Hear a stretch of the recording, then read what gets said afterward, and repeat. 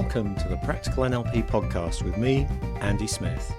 Catch up on previous episodes at nlppod.com. This week, some ideas from NLP for giving feedback effectively, and also some strategies that you can use to learn from criticism, even if that wasn't the intention of the critic. What's your purpose in giving feedback? If it's to unload your own feelings or to make yourself feel more important by attempting to make the other person feel small, or to get revenge on the other person for some previous comment that you took as a slight or put down, be aware that this is going to damage your relationship with that person. And also, if that kind of behavior goes against your values, it will probably damage your relationship with yourself. The only legitimate reason for giving feedback is to change the other person's behavior. And you need to be aware that whatever your intentions, if the person on the receiving end perceives that you're doing it to unload or to put them down, that message will not be received as sent. Either the person will get defensive and dig their heels in, or they'll feel crushed and unresourceful. Either way, you're not going to see the behavior change you want, because lasting behavior change requires learning, and people can't learn when they're angry or upset. So, assuming that your motive genuinely is behavior change, here are some ways to give feedback effectively. The principle here is that a person's behavior is not the person. If someone is behaving in a way you don't like, you want to accept the person and change the behavior. Rather than using the term constructive criticism, which is still criticism and will bring out an unhelpful emotional reaction unless the person is completely emotionally detached from their behavior, I'm going to say stating what you would like someone to do differently. This will be easier for them to take on board if it's accompanied by praise. This applies whether you're coaching other people or looking back at what you yourself did in a particular situation. Instead of the often used format which follows positives with a but and some criticism, effectively wiping out the positives before the but, use the agreement frame format. Like this. Overall, the presentation got the result it needed to, and I think it would have gone even better if you'd taken a moment to center yourself before you started. The well-known feedback sandwich technique wraps the criticism up in two compliments, making it even easier to swallow. Step 1. Start with what you liked about what the other person did. Step 2.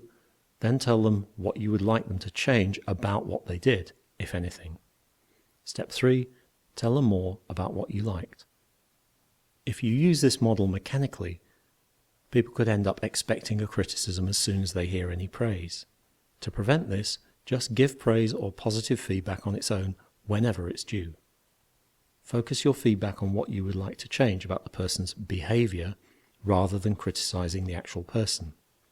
In this way, the person, or you if you are reviewing your own performance, stays motivated and in a good learning state. For example, when you're presenting, pay attention to the audience's reaction will be more effective than "you're a terrible presenter, you ignored the audience completely." Feedback aimed at identity rather than behavior is, as you would expect, more likely to be taken personally.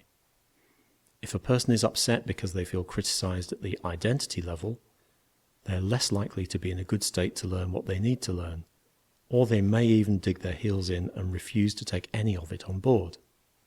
So what if you're on the receiving end of criticism or feedback where the giver isn't skilled in giving it? Here are some strategies you can use. You'll notice how they use submodalities or framing to make it easier to take on board whatever there is to be learned while remaining in a good state. First of all, the easy way to learn from criticism. When someone criticizes you, do you accept it and take it to heart, or do you keep it at arm's length to examine it first? When someone praises you, do you accept it and take it to heart, or do you keep it at arm's length to examine it first? Hands up if your default response is to accept the criticism automatically, but stop praise at a distance and examine it for accuracy. What would happen if you tried doing it the opposite way? Accept praise and take it in uncritically. What if they don't mean it, you may ask? Do it anyway. Do it more. It'll drive them nuts.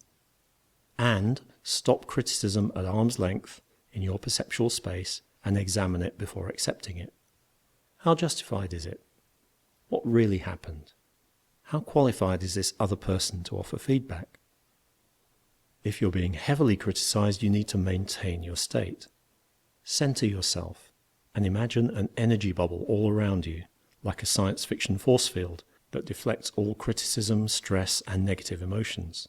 Take all criticisms as applying to the behavior level only, no matter how they are phrased. Later, when it's safe to do so, examine the criticisms using one or both of the next two options. You could decide what level of change, environment, behavior, capabilities, beliefs and values, identity, and so on, you're going to take the criticism at, regardless of the level that the critic has aimed it at. Or take a detached view. Dissociate from the other self receiving the criticism, float up above yourself. Keep this other self in a resourceful state. Run a movie in your head of what the critic is saying and another movie of your experience of what happened and compare them. Learn what you need to learn and discard the rest. That's it for this week's podcast. Remember, you can see the show notes for this episode at nlppod.com, and you can download back episodes you may have missed from the online store at webstore.nlppod.com. See you next time.